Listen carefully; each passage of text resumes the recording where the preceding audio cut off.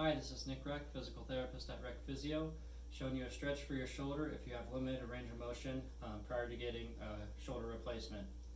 So if it's hard to get your shoulder over all the way overhead, a stretch that you can do is walking your hand up a wall,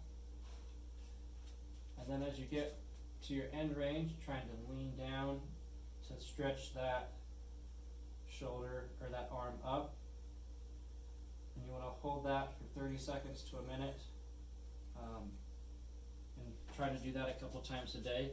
After your shoulder replacement, one of the first things that they're going to do is working on getting your range of motion. So the better your range of motion is before the surgery, the better the better you'll go through the recovery afterwards.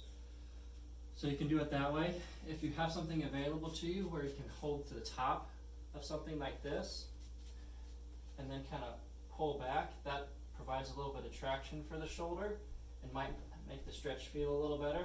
And then you're just doing the same thing where you're kind of leaning forward, trying to stretch that arm up over your head as far as you can tolerate, and then trying to hold that there for 30 seconds to a minute at a time, and try to maybe do that a couple times a day.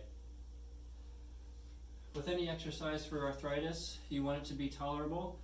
We're not trying to flare anything up, so do it at a tolerable level, and it should give you some relief and some help.